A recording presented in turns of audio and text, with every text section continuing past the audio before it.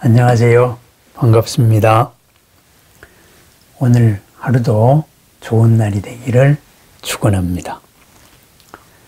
조사설의 이런 말은 많이 들어봤을 겁니다. 조사께서 서쪽에서 온 뜻이 무엇이냐? 결국은 불법을 동쪽으로 전한 이유가 무엇이냐? 불법의 요체가 무엇이냐? 부처님법의 핵심은 뭐냐? 이런 말이 되겠습니다. 그러면은 여기서 조사다라고 말했을 때는 바로 달마대사를 말합니다. 그래서 달마대사, 그죠? 서력기원으로는 500년대 초에 중국에 왔습니다. 그래서 중국에 머문 시간이 길지는 않지만은 해가에게 법을 전하고, 그리고 그 이후로 당나라 말, 그리고 송나라에 와서 서는 황금시대를 피게 됩니다. 그렇습니다. 마음법문에 대한 얘기입니다. 이 달마에 대한 이야기를 한번, 달마의 생애를 서너 번 이렇게 이야기 나누어서 정리를 한번 해보고, 그리고 그러한 상징들이 갖는 우리 삶에서의 의미, 나와의 관계, 이것을 한번 살펴보기로 하겠습니다. 달마의 이름은 보리달마입니다. 이름부터가 굉장히 거창합니다. 보리, 깨닫는다 이거죠. 보디, 깨달음, 진리입니다. 그리고 깨달음의 목적어가 바로 다르마입니다. 진리를 깨닫는다. 그러면 보리달마, 보디달마, 진리를 깨닫겠다. 뭐예요? 내가 진리의 으뜸이 되겠다. 이런 말입니다. 여기에서 우리가 이름의 의미를 한번 생각해 봐야 됩니다. 그렇습니다. 이름은 나를 간판하는 뜻입니다. 나를 대표하는 뜻입니다. 나의 목표일 수도 있습니다. 보리달마가 대단한 이름이죠. 다르마로서 항상 깨어서 살겠다. 이런 뜻이 되겠습니다. 그러면은 우리나라에서도 한번 생각해 보세요. 신라에 원효라고 있었죠. 그죠? 원효라는 이름도 얼마나 대단합니까? 원, 으뜸 원자에다가 새벽입니다. 이 나라의 새벽을 열겠다. 그것이 원효였습니다. 그죠? 그리고 정말로 원효는 이 나라의 새벽을 열었습니다. 그래서 옛사람들은 태어날 때 지어준 이름 외에 스스로 호를 하나 정했습니다. 그죠? 나는 이러이러한 뜻으로 살겠다 해서 자기의 뜻을 담은 호를 정했죠. 자기가 지은 이름이죠. 그렇다면 보리달마, 참 거창합니다. 그래서 보리달마, 바로 누구겠습니까? 보리달마가 딴 사람이 아닌 우리입니다. 그죠? 다르마, 부처님의 진리로서 보디, 항상 깨닫고 그리고 깨어서 살겠다. 우리 자신들의 다른 이름이다. 이렇게 한번 생각해 봅니다. 보리달마는 11세기 송나라 때 여러 가지 설화들이 모았다 그러는데, 도낭문서가 발견되면서 여러 가지 새로운 사실들이 많이 정리가 됐다 그래요. 그러한 여러 자료를 정리한 학자들이 노고에 감사를 합니다. 달마는 남인도의 향지국에서 태어났다 그래요. 남인도의 향지국, 왕자였다고 합니다. 세 번째 왕자였는데, 이 향지국은 항상 불교를 숭상해 왔다 그럽니다. 그래서 이 향지국의 왕이 아주 고승이 있다. 그래서 바냐다라라는 고승이 있다 해서 그 고승을 왕궁으로 초빙을 했습니다. 그래서 법문을 들었습니다. 그 바냐다라가 27조라고 합니다. 부처님으로부터 27번 되다. 27번째의 제자다. 이렇게 되는 거죠. 그래서 바냐다라의 설법을 듣고 향지국왕이 하도 감명을 받아가지고 이 나라에서 최고 가는, 향지국에서 최고 가는 보석을 선물을 했습니다. 그래서 이 선물을 하든 공양을 받은 이 바냐다라 선사가, 대사가 세 왕자들을 불러놓고 물어봤습니다. 이 나라에 이 보석보다도 더 훌륭한 것이 있습니까? 이렇게 물었습니다. 그랬더니만은 첫째 왕자도 둘째 왕자도 이 보석은 우리나라에서 최고 가는 보물입니다. 그리고 이 세상에서 이것보다 더 훌륭한 게 있을 수가 없어요. 이것보다 더 가치 있는 게 있을 수가 없습니다. 이렇게 답변했습니다. 그런데 세 번째 왕자가 어떻게 대답을 했냐 하면은 이 보석은 최상의 보석이 아닙니다. 그랬어요. 왜 최상의 보석이 아니냐? 이 보석은 가지고 있는 사람만 기쁘게 하는 물건일 뿐입니다. 그랬습니다. 그러면은 세상의 최고 가는 보물은 무엇이냐? 그것은 모든 사람을 기쁘게 할 수 있는 것입니다. 그러면은 모든 사람을 기쁘게 할 수 있는 법은, 그 진리는 바로 부처님의 진리이고, 그 부처님의 진리는 우리 마음을 밝힌 진리입니다. 그래서 그러한 마음을 밝힌 부처님의 진리에 비하면은 이 보석은 값으로 헤아릴 수도 없습니다. 이렇게 말했습니다. 그래서 이 부처님의 진리가 이 보석보다 훌륭하다 그랬습니다. 이 말을 들은 바냐다라가 나의 제자가 될 만하다 이렇게 해서 이제 나중에 이 세 번째 왕자가 출가를 합니다. 출가를 해서 바냐다라의 제자가 됩니다. 그래서 제자가 되어서 이름을 이제 보리달마 이렇게 이름을 바꿨다 그래요. 수제자가 된 거지요. 그랬는데 수제자가 되기 전에 이제 많은 제자들이 있었겠지요. 그래서 중국으로 오기 전에 정법의 원력을 세우기 전에 인도 내에서 여러 이제 6개로 갈려진 특징이 있다, 상이 없다, 아니면 정과 해를 어떻게 해야 된다, 계와 행을 어떻게 해야 된다, 얻을 게 있다, 없다, 아니면 고요한 삼매가 최고다. 이러한 여러 가지를 다 평정을 하고 이제 달마는 중국으로 옵니다. 결국은 뭐예요? 이 설화에서 말하고 있는 것은 모든 것이 한 사람이 기쁜 것은 진정으로 훌륭한 것이 아니다. 누구나 기쁜 것, 누구나 좋은 것, 누구에게나 훌륭한 것, 그것이 바로 최고의 가치가 있는 것이다. 바로 이런 말이 되겠습니다. 그럼 뭐예요? 우리 부처님의 가르침이 그러하다는 말입니다. 불교가 뭐냐 했을 때 누구한테나 좋은 거다. 누구한테나 가치가 있는 거다. 최고의 가치다. 이것이 불법입니다. 내 혼자 잘난 거, 그것은 가치가 없는 것입니다. 내가 깨닫고 혼자서 정멸에 들었다. 별 가치 없는 거예요. 가치 없는 건 아니겠지만은 우리한테는 그렇다 이 말입니다. 그래서 달마의 설화에서 말하는 첫 번째 얘기가 그겁니다. 두 번째는 이제 달마가 이제 중국으로 왔습니다. 중국으로 오는데 산을 넘어서 강을 건너서 왔다 이런 설도 있고, 또 중국에 도착한 데가 양나라니까, 양나라는 이제 양자강 남쪽, 옛날에 초나라 지역이죠. 그쪽에 이제 중국 남부지방의 남조에 있던 나라입니다.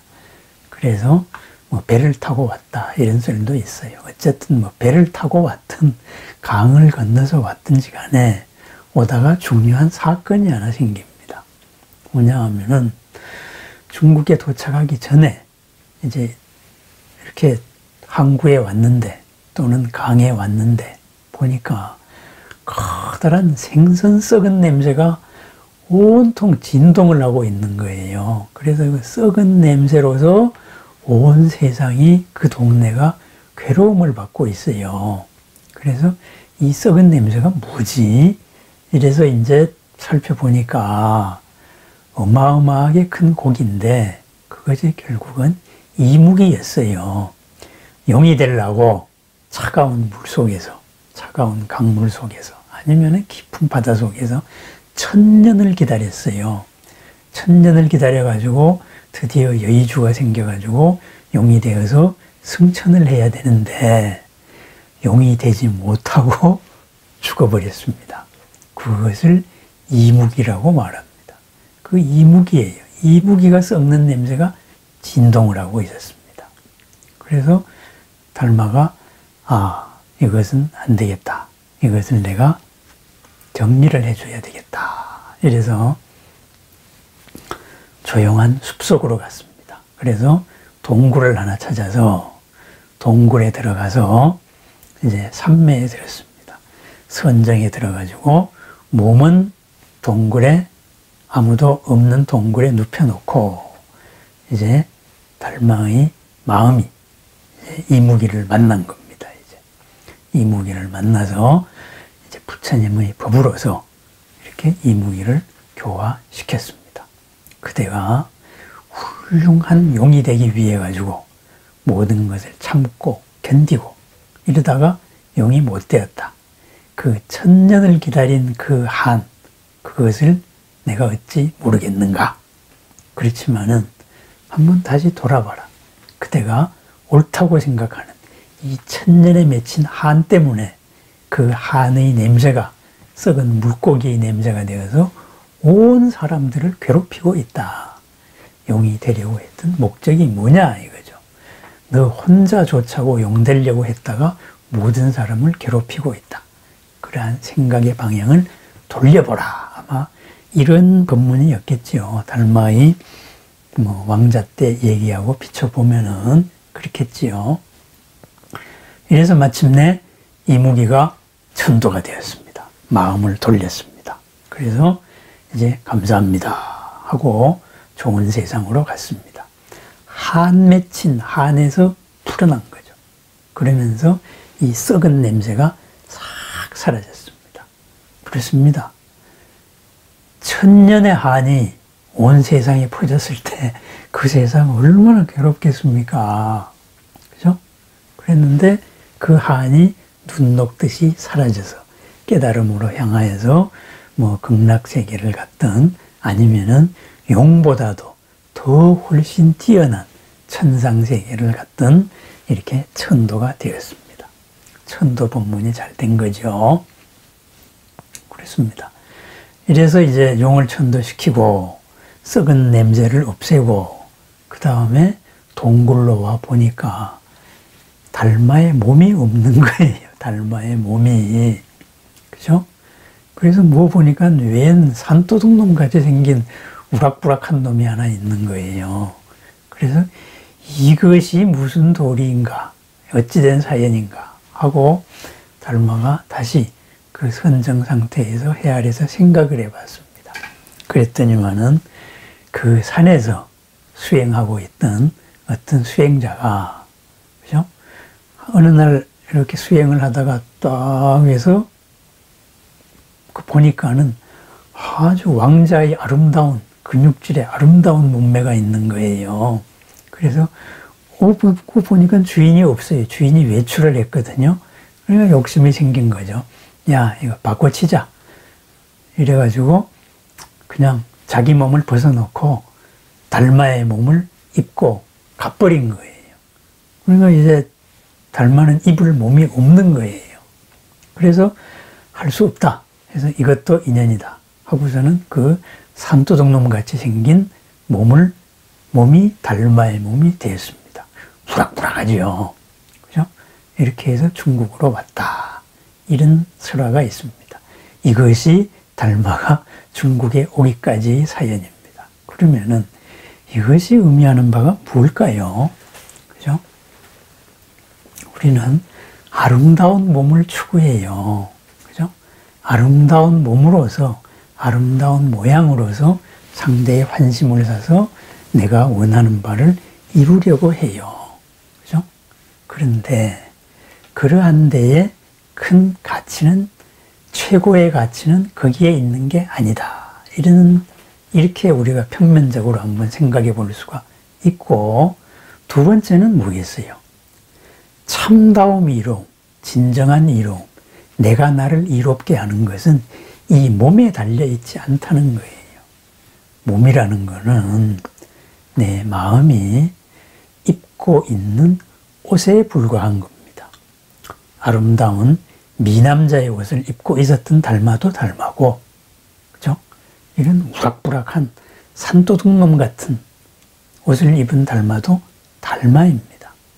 어떤 옷을 입느냐, 이것은 중요하지 않다. 옷을 입은 그 주체가 중요하다. 바로 몸을 바꾼 사연입니다. 그렇습니다. 중요한 게 뭡니까? 그죠? 우리는 무엇을 위해서 수행을 하고 공부를 하고 또 오늘을 살아갑니까? 바로 중요한 나를 위해서입니다. 나는 형상에 속해 있지 않다. 바로 이런 가르침입니다. 그리고 더욱더 중요한 세 번째 가르침이 있습니다. 세 번째 의미.